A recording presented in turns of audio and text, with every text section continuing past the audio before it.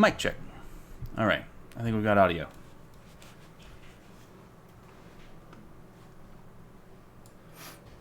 Hey, everybody.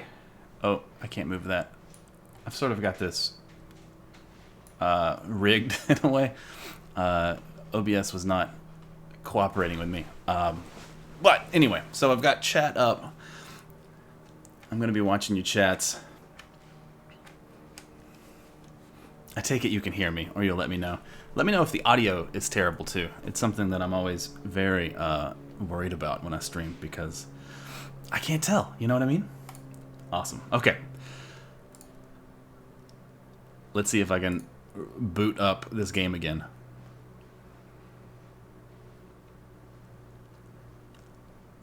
This isn't the first time set up. Bear with me just a second. Sorry about this.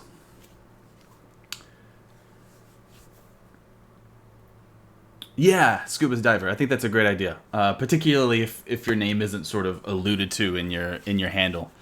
Let us know who you are. Kathy, cool. Cool.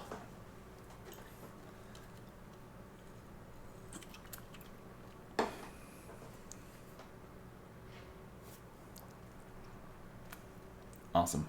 I'm so glad you guys are here. I kind of hate that this is happening, though.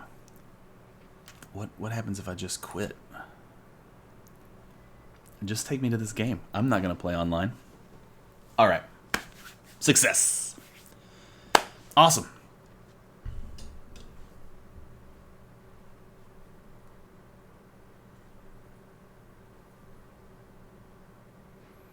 Do you guys hear game audio?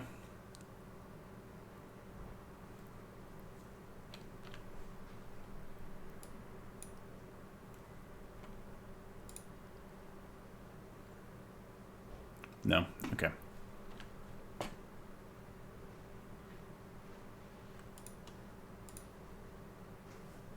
Us to the West. Destroyed our culture, our economies, our honor. Better.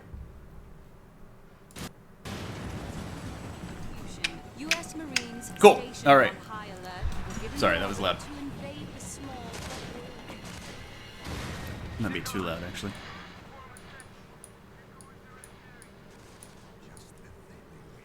Werner Herzog? Yeah, that totally sounds like him, huh? Sorry. I want to pull up my volume mixer because it's a little bit loud in my ears.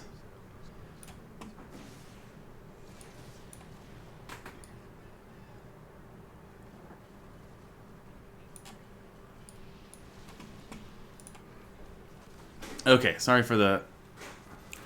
There it is. For the rough setup. It's been a minute since I've streamed anything, and so I just had to get OBS, crack it back in line. All right, so as you all know, this is DTC 392. I'm Ryan House, and if you're not in my class, we have my class in chat. They're gonna talk with us. That was obnoxious.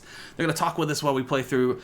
We're going to play Call of Duty 4 Modern Warfare a little bit and switch over to this war of mine. Still has no sound. Maybe it's just really low. I might have turned it down. Okay, yeah, I'll turn it back up. We might, if we have time, although since it's like 5 after now, I kind of doubt it. We might get to Spec Ops: The Line, but I definitely would like to chat about it, even if we don't look at it. I think we can kind of... Most people know what it is. I think most of my students know what it is. And we sort of get it. We understand what it's doing, right? With the whole war shooter genre. Okay, so we read, of course... Let's see. Sorry. We're reading Replay. Donovan's Replay. The first few chapters, particularly interested in where he talks about the origins of video games coming out of sort of the technological arms race that came out of the end of World War II and into the Cold War, and and also sort of in that 20 to 30 year period, sort of the birth, maybe not the birth, but sort of the large insurgence of, to be militaristic, I suppose, of televisions into homes, and so the boom of commercial television use. And of course, all of the technological, things that had to go into that, like the mass production of TV tubes and whatnot, and screens. Sort of a proliferation, the beginning of the proliferation of screens, at least in American culture. So yeah, I'm hoping, class, that I hope you can, speak up, chat when things, come to mind as we play through a couple of missions in Call of Duty. I actually had to play. I haven't played this game since it came out, essentially, and I really wanted to get to Death from Above. We're gonna take a look at that one for sure, because it's. I mean, I think that's like the most interesting thing about this game. But let's play another one, sort of to get. Let's do this one where they're sort of charging in. I'm just gonna do a recruit because it's hard to play and talk at the same time. And I don't need you all, judging me on my lack of first-person shooter skills. I can make sure subtitles are on, yeah. Give me just a second, let me load. I think they are, though.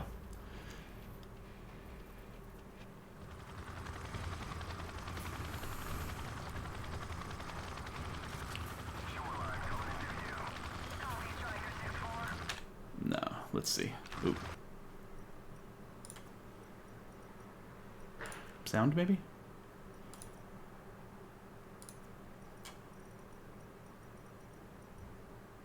This is a pretty old game, so it wouldn't surprise me terribly if there wasn't...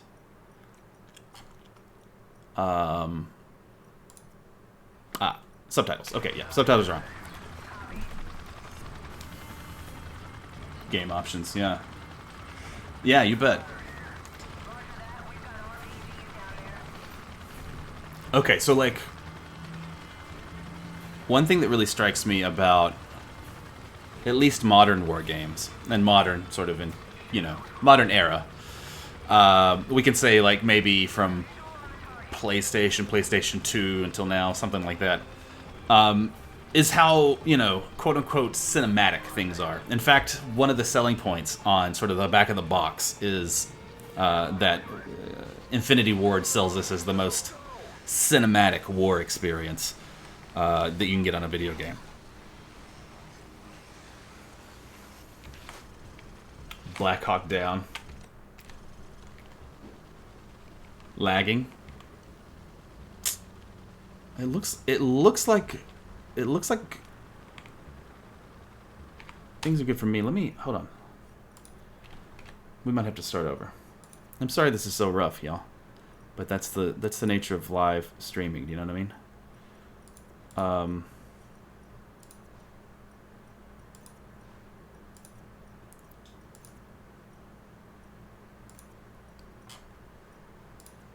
Let's see what this does. A slideshow on your end? Oh, that's too bad.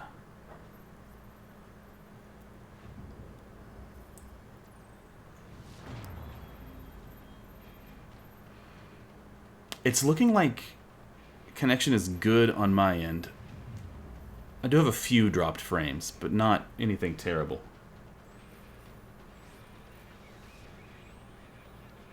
My video is lagging too. Okay, so it might be. Are you all on WSUV?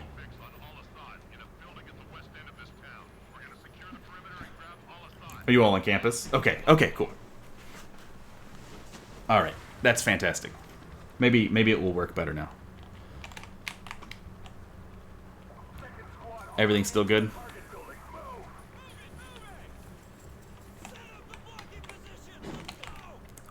One thing that really struck me. Cool. Okay, so maybe it is on my end then. Hopefully this fixes it. Awesome, fantastic. One thing that really struck me while I was playing through this is the level design and the way that like it feels like I'm in this wide open city, but it's very actually quite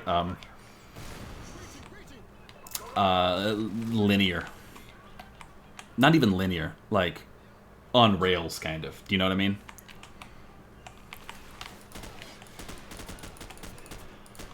Okay, so the story is, you know, I don't know. Americans are invading something that looks Middle Eastern.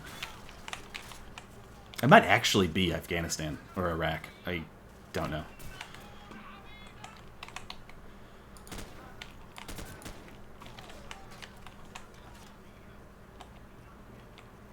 It's pretty boxed in. Which, I mean, you know, it's sometimes good. I found myself just trying to hurry through these things and, like, not really paying attention to story and dialogue. Getting lost and having to, like, retrace and find my commander before, you know, the next thing would trigger.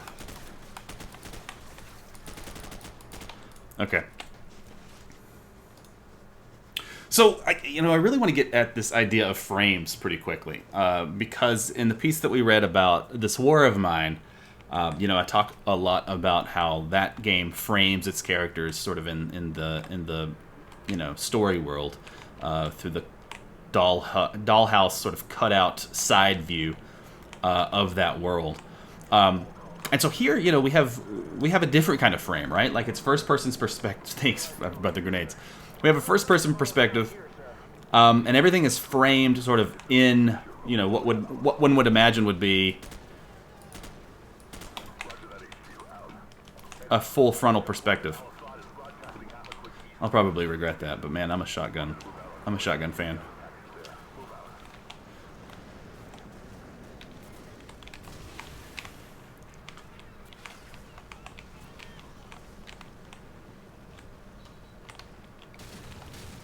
And it seems like through this perspective, you know, the world is divided into two, right? There's my friends and there's my enemies. Oh yeah, this was a terrible idea.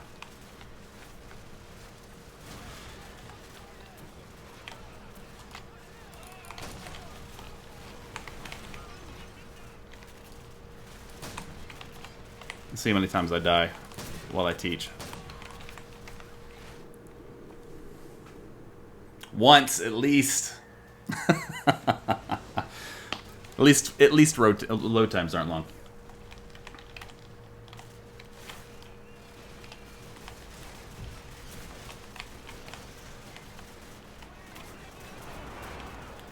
And I've got all this help from my friends, but they're really not very helpful.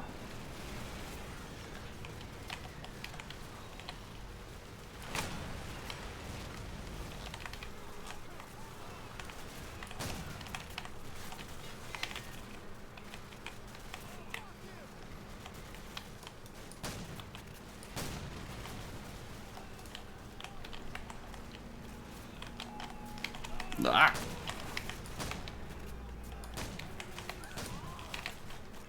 I shot that guy, right?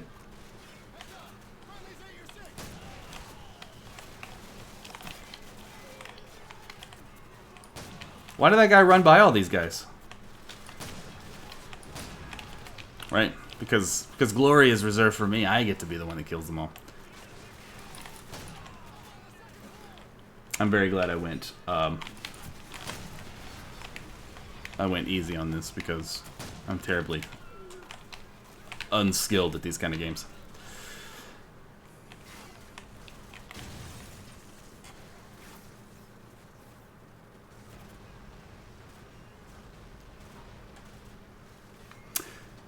Yeah, okay, so Rogue Valkyrie, or sorry, Rouge Valkyrie, mentions games like Destiny, right? She says they say they don't play a lot of Call of Duty, but they do play Destiny, and I've only got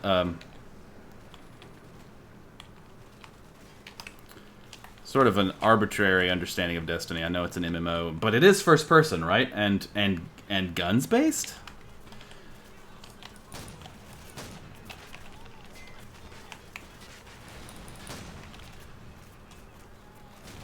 And so we can really sort of see what I really want to focus on is this legacy of war games that was really sort of the the genesis of the birth of video games and how that legacy sort of plays out through its history, right? I just heard a grenade.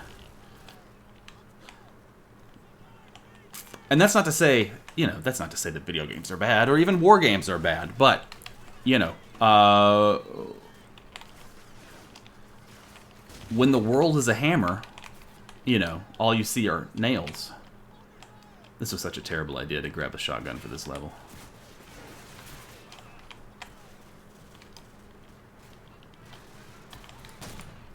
Idiot.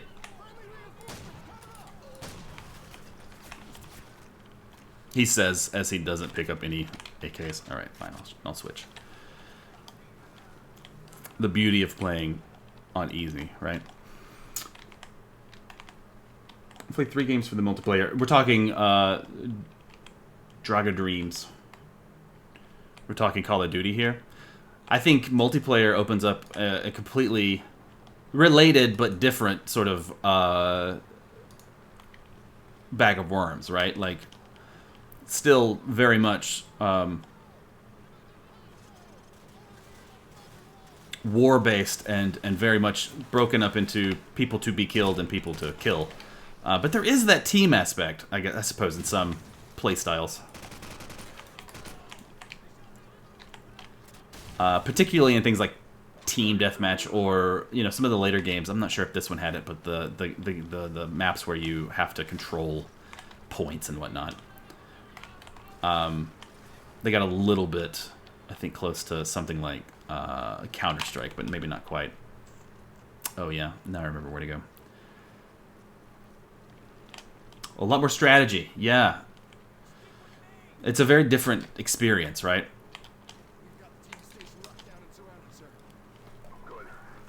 Alright, I don't know if I'm going to play... I don't think I'm going to play through this whole stage, but I sort of just want to, you know, get something on to, you know, give us something to talk about and think about later.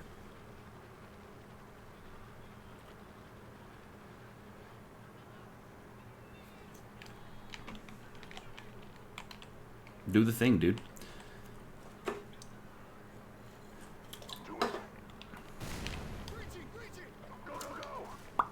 And now I need my shotgun.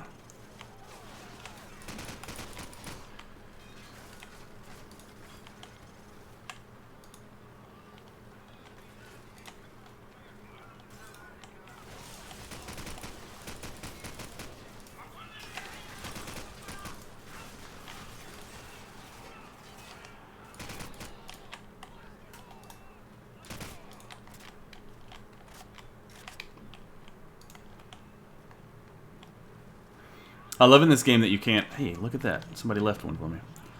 That you can't open doors.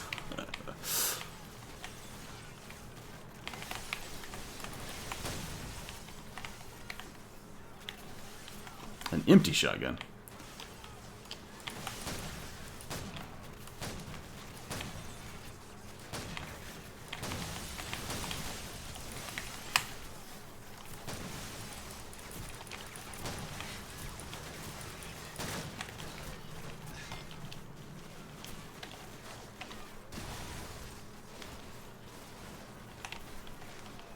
Excuse me while I die.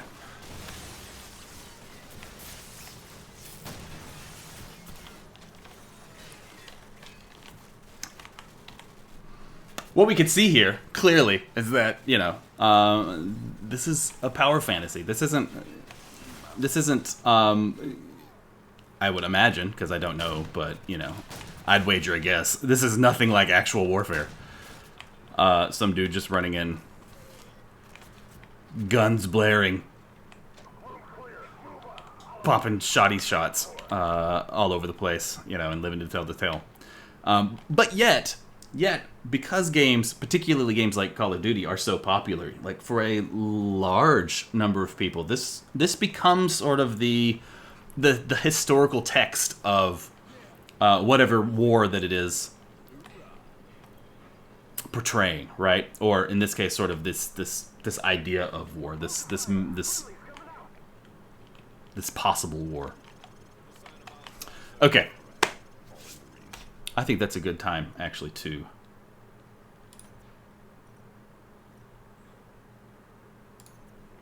switch stages. Because this next stage, I think, is maybe a little bit more indicative of what an actual experience of war might look like. And that is to say, very removed. There's not a second that goes by where someone isn't firing a gun. In actual war, there's a lot of silence. Yeah. I think we might have at least one vet in the course, actually. And not to put you on the spot, but I would, of course, appreciate and love your insight to any of this.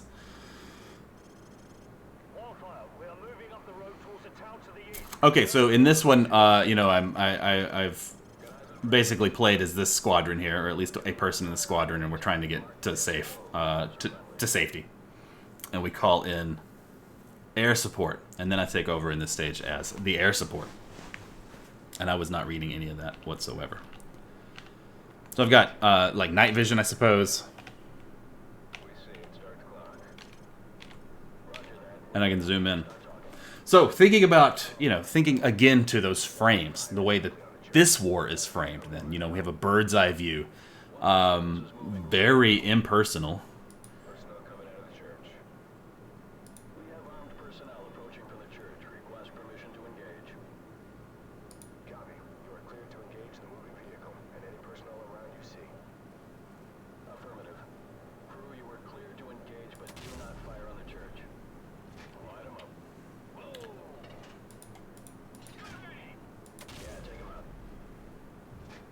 And I think Death from Above is such an apt title for this. Oh,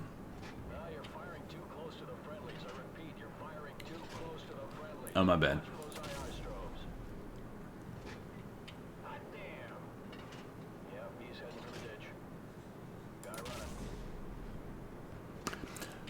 This frame of war, everything is so abstracted that it might as well just be, touching ants to wipe them out.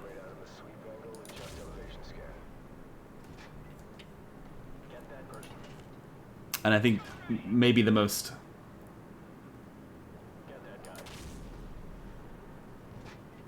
interesting thing about this is that it maybe in real life would play very much like a video game. So it's sort of this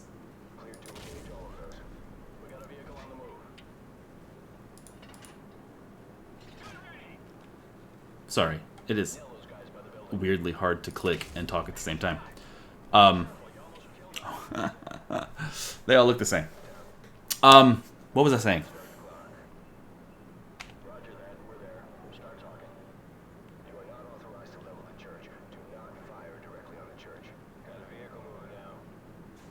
Sorry, I don't know what I was saying.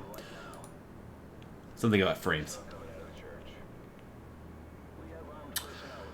Manacoin mentions one of the lines in this is, "Oh, nice hit. There's a lot of little pieces down there." Yeah, very impersonal, very detached, detached. There's this mental distance between the actions that I'm taking here and the reality of what I'm doing.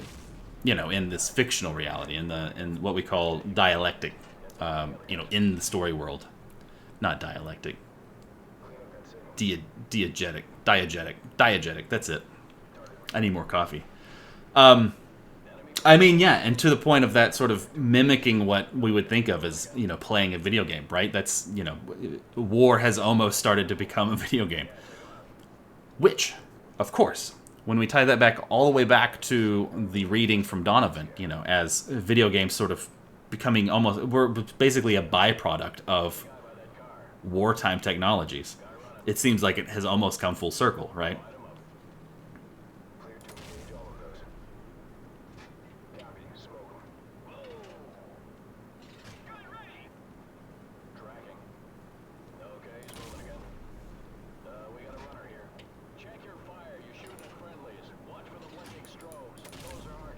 I was looking at the blinking strobes. I'm so sorry.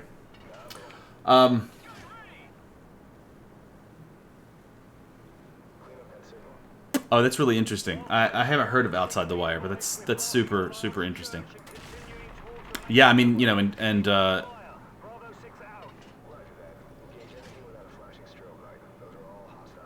yeah, the idea of drones takes us even further, right? This essentially, a remote control helicopter that can drop bombs and shoot things. GPS is also wartime technology. Yeah, absolutely. I mean, honestly, most technology is wartime technology, right? I think this is sort of anecdotal, but I've heard said before that, by the time we see a technology, the military has used it for a decade. The internet, comes from wartime technologies because of the military-industrial complex, right? That's the innovating drive for the developments of technologies, unfortunately. So yeah, I mean, this isn't a particular evil of video games or anything, and I really don't mean to, give that impression that video games are bad because, or even war video games are bad. But I think it's really important to remember what they are doing, right, and take them sort of knowingly with the ways that they frame the activities that they portray.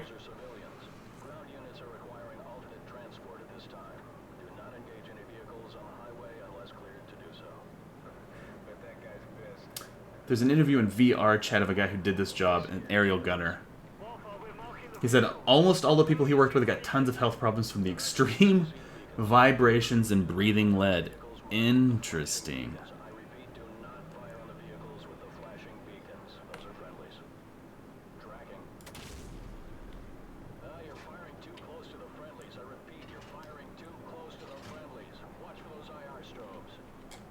It's hard to tell what's flashing. Okay. Not that the goal here is to be great at this, but really just to sort of preview gameplay in case anyone is not familiar. And it sounds like a lot of you are more familiar than even I am, so that's awesome. Not that it would be hard, really.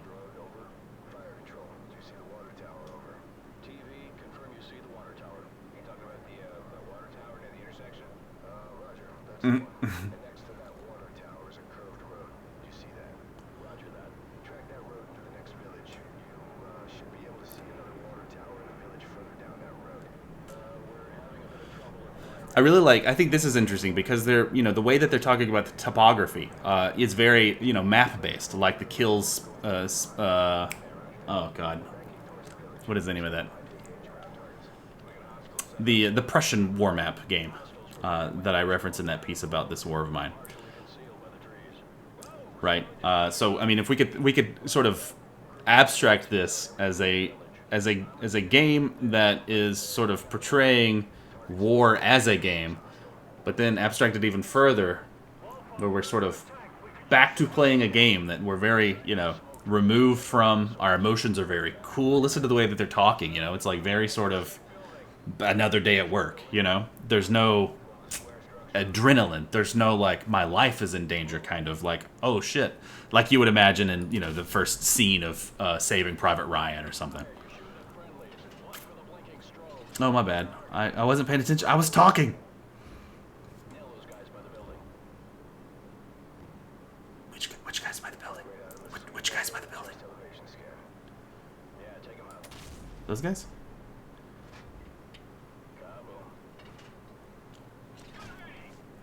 And of course, it's always like, there's no, and I mean, this is sort of a critique of war media in general, but it's always sort of this idea of, my cat just came in the room.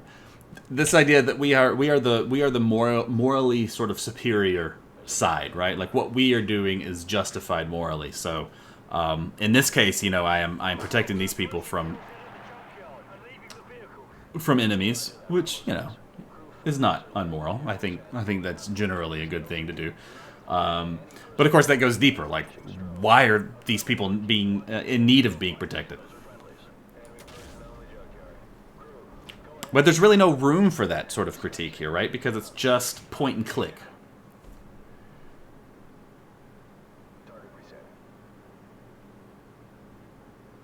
Right, yeah. Fugosaurus. If this was War of Mine, I mean, we're going to look at this War of Mine in a second. We would completely be in a different position. Actually, I think that's a great segue. It is 132. So let's go ahead and switch over. Okay, yeah, good. Thanks everybody for your help in problem solving. Your ad hoc IT support.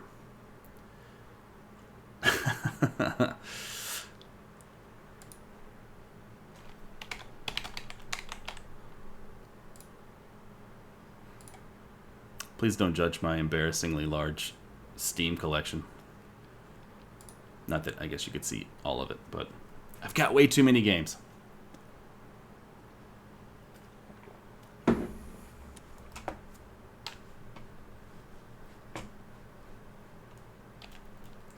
Okay, this might take a while to load. Apologies. Go ahead and refresh now would be a good time to do so. Have you tried turning it on and off again?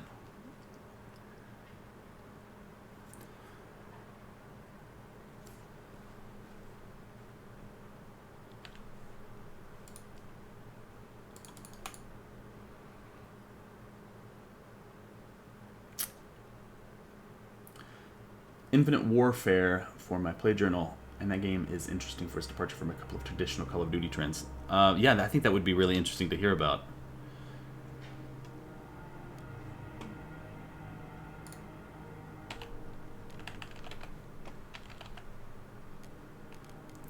I want you to minimize. I think I'm gonna have to put you in.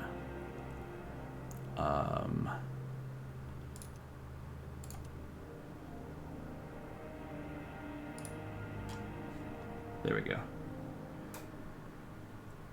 Give me just a second while I switch games on Twitch, because they really don't like you to say that you're playing a game and then play a different game.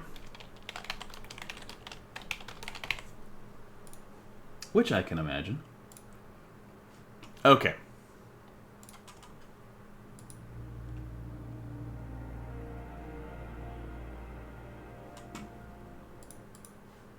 Sorry. We're back. Chat's back. Everybody's back. Fantastic.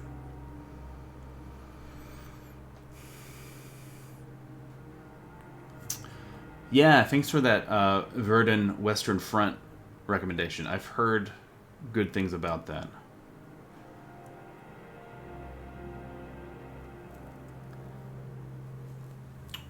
Rouge Valkyrie mentions sort of that claim about games making people violent. And I mean, yeah, I think that's sort of at the crux of that argument. But that's not to say I believe that argument or buy into it. You know, I think what's important here, and this is sort of the idea that I'm dancing around, is having a ludo literacy, right? Having a sort of literacy about video games, very much like someone would have a literacy of reading, and sort of recognizing, conventions and techniques, like storytelling techniques or game design techniques, and being able to piece together sort of what is being presented and realizing that it is being presented, right? All of this is being presented. There's nothing sort of... there's nothing that isn't mediated through not only, of course, the media, but the authors of the media, the developers, the director.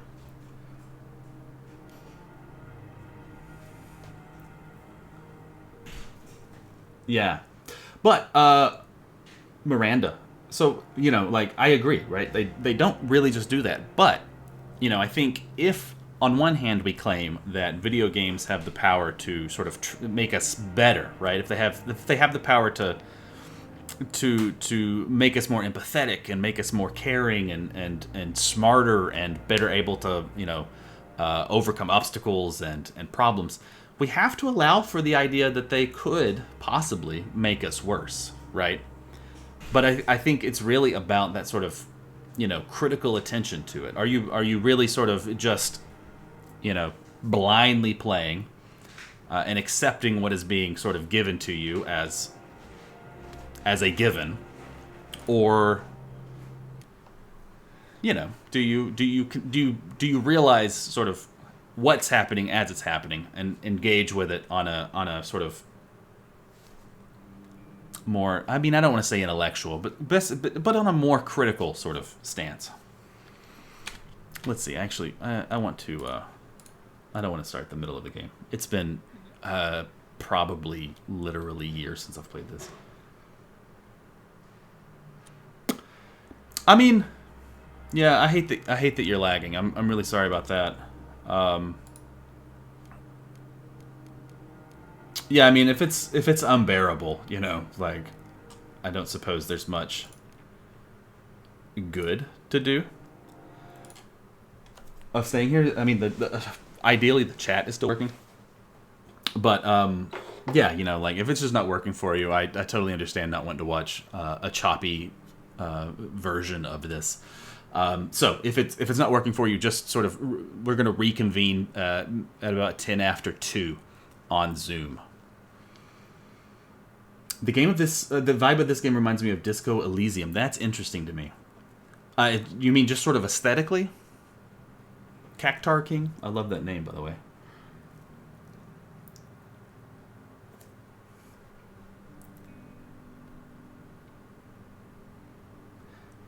Okay, so Primordial. I just kind of want to hang out and read your chats, honestly. I can't wait to get back into class so that, like, I can just focus on what you're saying. Okay, so I just want to show you this war of mine real quick, and then like I said, we'll reconvene in Zoom. As I mentioned in the piece, right? This war of mine is made by 11-bit studio. Its developers are, I believe, they're Eastern European, like from Ukraine, I believe, and a lot of them experienced this or know people who experienced certain situations like this, and particularly the Bosnian War is where they drew a lot of inspiration from. They really try to, you know, make it real. They have, you know, photorealistic photos of the characters that you play. Each of the characters has a little backstory blurb about what they used to do before the war. When the Civil War broke out, many people thought it would only last a couple of weeks. It's been years since government military surrounded the rebels of the capital, cutting off supply lines. The civilian population trapped in the city are suffering from hunger, disease, and shelling. So it's like, you know, these individual stories that are happening sort of within this larger geopolitical story.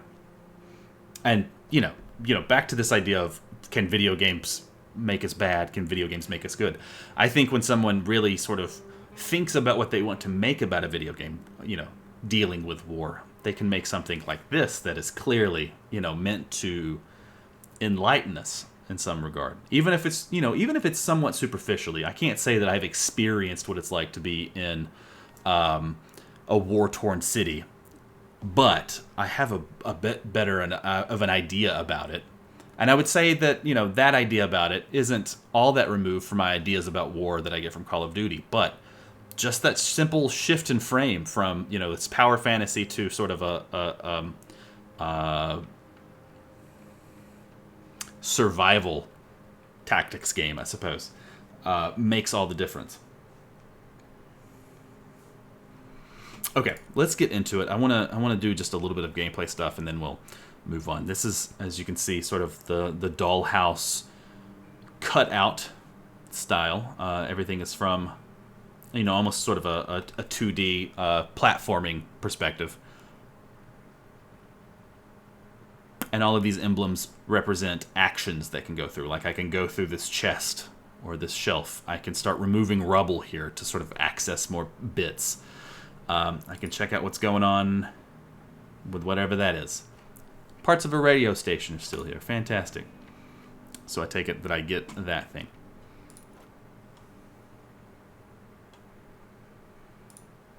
We don't have a lot. So I guess, you know, before the story really picks up, these three have gotten together and have decided that they, you know, need to band together. She's good at bargaining skills. Here's her bio. She was the reporter. I think Bruno was the cook. He even had his own TV show. So there's this sort of flattening of hierarchies, these social hierarchies, to everyone's, you know, quite equal.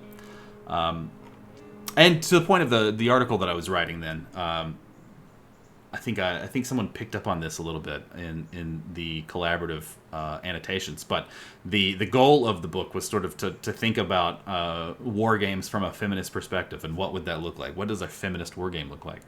And to me, like, this is the first thing I thought of, because here we have sort of this collapse of society, where everyone then sort of has to is on equal playing grounds, and it becomes, you know, basic for society that whoever is capable of picking up these rocks is going to be the one that picks up the rocks. Labor isn't divided through gender anymore in this particular case. But that's sort of a specific example, a specific point about this game in particular. I would like to keep it more broad in our discussion. I'm going to grab all that stuff. And we'll see. I mean, very much like an RTS, you know, I'm collecting. Oh, stupid. I'm not paying attention who I'm clicking on. I'm collecting materials. I'll be able to build, you know, more resources. Not necessarily like a barracks for making soldiers, but for instance, like a radio station to listen to news. Yeah, you can really, like, you can zoom in and, you know, really get sort of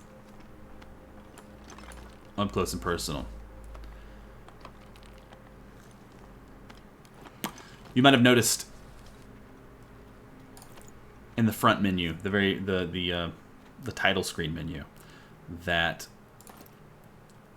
one of the expansions introduces children to this nasty mess. And I haven't played through that yet, because I'll be honest with you, this game isn't fun. This game is really, you know, pretty gut-wrenching, honestly.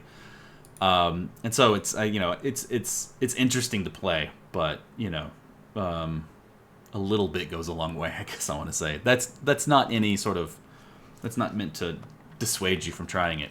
It's very much worth your time.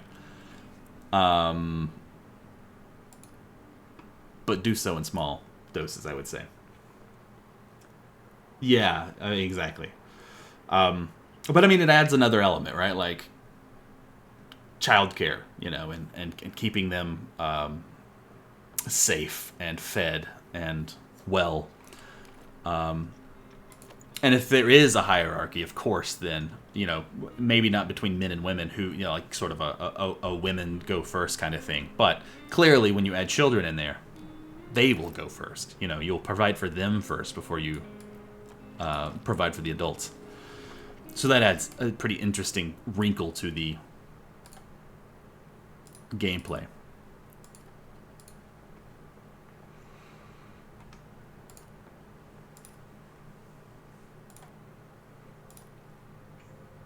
We've got Pavla here, who is already slightly sick, starting the game that way. So let's see if we can go ahead and get him.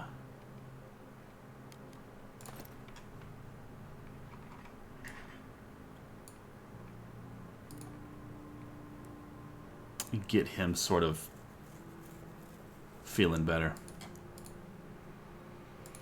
And really, the first few cycles of the game is you know, just sort of exploring your house. Eventually, you'll go off in missions. At the end of the day,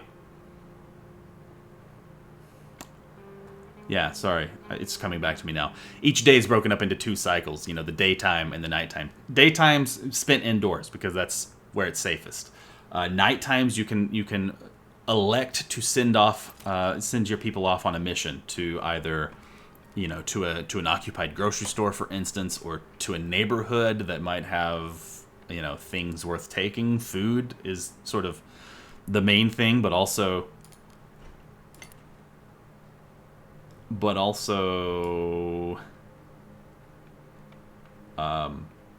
medicine. Well, let's just put it there. Making beds for people to sleep in to recover faster. Yeah, it's a little, it's a lot like RimWorld in some ways, but not quite as I guess procedural. It is, I mean, it is procedural because it's a video game, but it doesn't have that sort of, you know, procedural storytelling. Absolutely, yeah, Dark Star. he brings up the Fallout series and their multiple moral questions.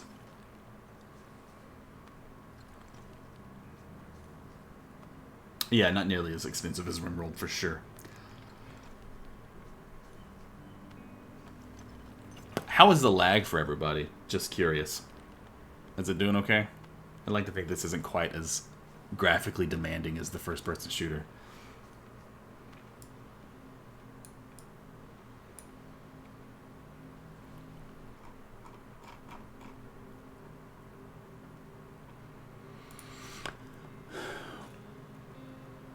Awesome. Fantastic. Good. So, I sort of mentioned this when we were watching when I was playing and you were watching the Death from Above stage of Call of Duty. I really like the idea of war games as emotional technologies. Sort of that a means to manage and train the emotions of an actual battlefield experience. And what I think was really interesting about these two games is that, while Call of Duty might work sort of superficially, right, as a means to sort of suppress one's, anxiety or adrenaline in the heat of the battle, this is almost the opposite of that, right? Like it's still managing and training your emotions, but it's almost like in order to expand them, and not so much about a battlefield that you are in, but for battlefields that you aren't in.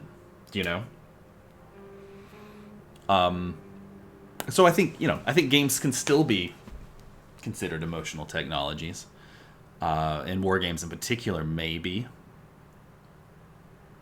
But it's interesting to see how they can be used for both kinds of emotional training.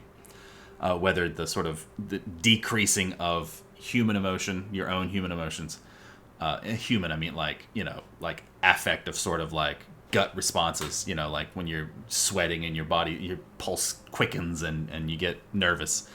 Or sort of the expansion of this, it's still a human emotion, but towards other people. Okay, so here's plans of the night, right? I can select these people to either guard our house because we can get raided from other people going out at night. To sleep if they are sick. I'm gonna go ahead and put him sleeping in bed because that's better than just sleeping on the floor. But I'm gonna go ahead and send out. I'm gonna keep him here to guard. Let's send out Katya to scavenge since she has bargaining skills. That might come in handy. I don't know. We can go to this semi-detached house, a shelled cottage, or a decrepit squat. Let's check out the shelled cottage, right? That seems like there's probably less likely to have people there. People were fleeing for their lives in a hurry, so we might find some useful stuff there without meeting anyone. Lots of food, huge amounts of materials, lots of meds, yada, yada, yada. I can take some stuff with me. I'll go ahead and take a lockpick just in case I need it. I don't want to take that.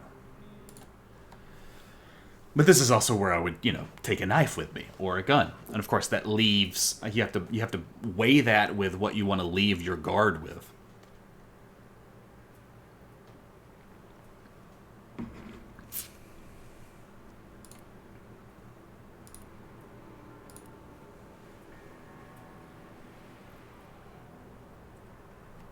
I really love this visualization of looking through a peephole, right? Because it accounts for the fact that we as the players can see the whole thing, but obscuring it in that really neat, almost pencil drawing kind of way, and just giving the clear shot of what she can see is really interesting.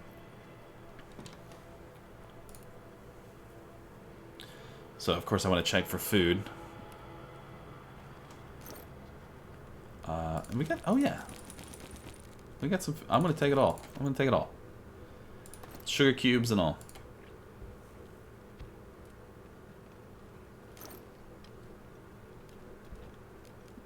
More sugar cubes.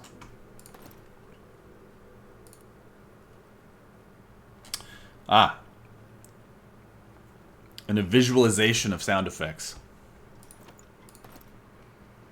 so my character can hear what sounds like, well, I don't know, something, some thuds. It might be footsteps. It seems to be walking away. Maybe we can creep up there and see. It's a good thing I brought lockpicks because this door is locked.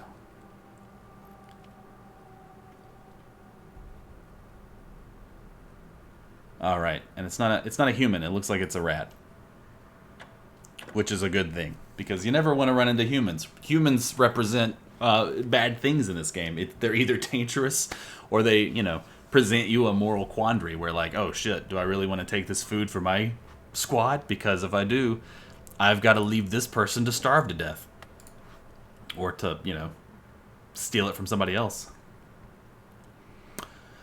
One of the flyers dropped on the city. It reads, "This is a zone of anti-terrorist operation. Persons remaining in the city will be treated as terrorist supporters. For your own and your family's safety, leave Pogarin immediately. The army guarantees you a safe passage." Not many believed them after the atrocities they had committed.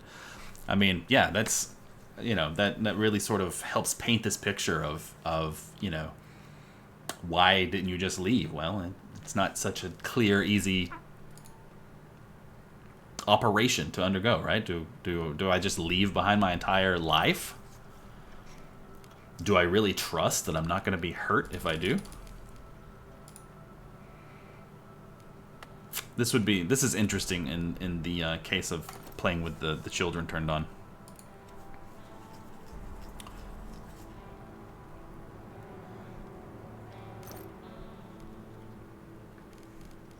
All right, and now I get the not quite pleasant experience of inventory management. Electric parts, those are pretty good. But water is even better. I'll ditch that since I've got plenty of that.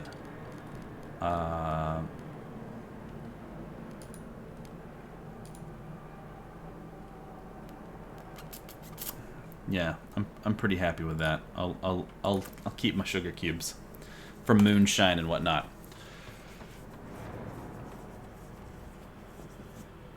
So one of the really interesting parts about this game, I think, and we can really relate this, I think, to ongoing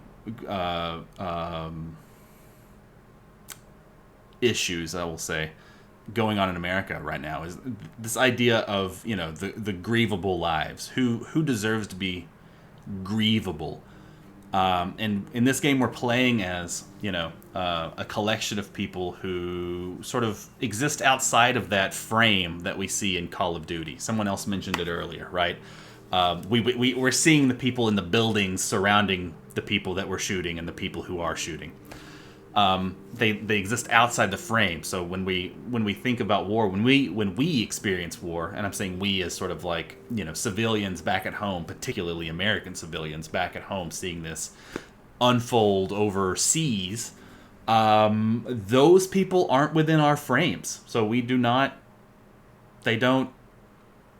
They're just basically not there. This game sort of flips that, right? And shows us, and they frame them. They frame these ungrievable people quite explicitly, and sort of, they make you grieve them in a very literal way sometimes. And I think, tying that back into, not just war, but the ways that those sort of frames of perception affect us all the time is thinking about conversations from the last 18 months about essential workers. How many times have you heard someone complain about how no one's there to work Burger King, but yet that person who is working Burger King's welfare, their sort of health and quality of life really never comes into the conversation, right? Because it doesn't matter.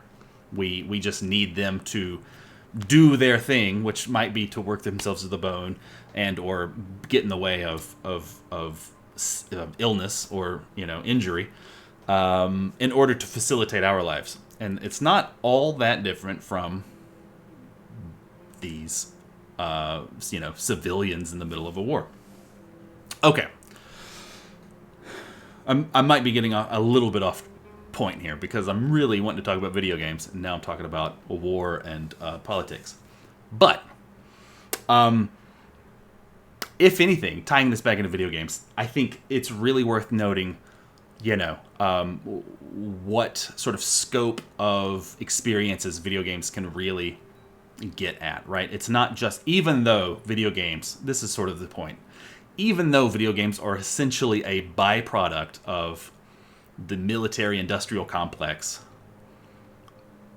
they have matured enough into a mature medium that we can tell stories through video games that are counter to that, and I think that's really important.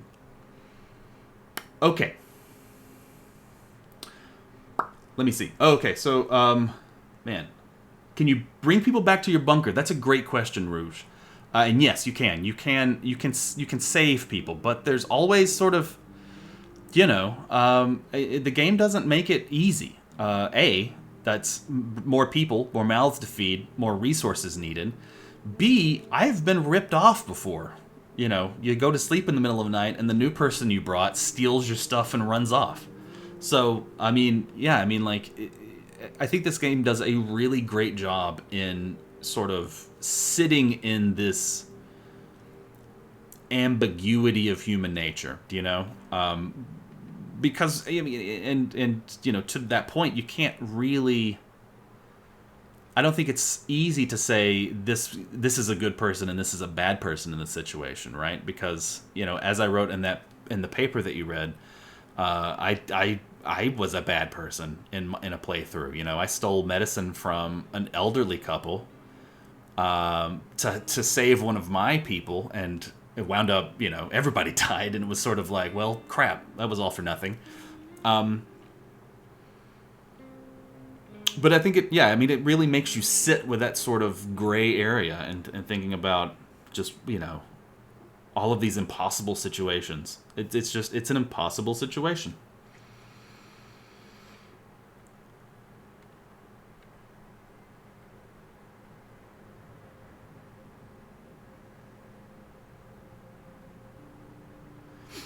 And why wouldn't the terrorists just sneak out at the same time? I wouldn't trust the army. I mean, yeah, right? Like, there's holes in that logic. Opposite the COD mission he played at the start. Yeah. Yeah, and, this is sort of speaking to my terribleness at that game, but, I've friendly fired a lot. So, when you have an occupying army, an occupying force that is interacting with its environment with a thing that points and shoots, it's really hard to trust that that's not just how they're going to interact with everything they see, right? I'm like, oh, something popped up, I better shoot it. At least that's the way I play Call of Duty. Luckily, they usually give your your friendlies a lot of health so they don't die immediately, but yeah, that's so great. You guys are killing it in the chat. I can't wait to talk to you in just a minute. Okay, so Cactar King says COD makes war seem fun. Yes, which is really misleading to younger, naive minds. Yeah, absolutely. It doesn't do much to increase empathy. The people you're killing are mindless, evil drones with some flawed, non-American state. Yes. The military wants you to be tashed while killing, so that's why I've always thought games like that are subtle recruitment strategies. Absolutely, and that brings up a good point. Have you ever heard of America's Army? It's essentially a COD clone that was literally used by the U.S. Army for recruitment. Come to think of it, I should have bought and played that. I guess. I don't know. I don't really want any part of that. But yeah, America's Army. Someone mentioned it earlier. Fantastic. I knew I could trust you. Yeah, absolutely. That's, yeah. I mean, like, all of this stuff is related, right? Right. Thinking that that they are good at it because they're good at the video game that is clearly a very sort of, sort of a representation of a representation of a representation of war, Like, someone told a war story and someone thought, I'm going to make a movie out of it. And someone saw that movie and thought, I'm going to make a video game out of that. And someone played that game and thought, I know what war is all about, even though it's sort of 3 times removed. Okay. I love this conversation. Let's revene back in Zoom, and hopefully everybody's connection will be better, and I can hear you talk instead of just imagining your voices as you read this, or as I read this. Let's take about a 10-minute break, and I will see you back in the Zoom space. Thanks, everybody. See you later.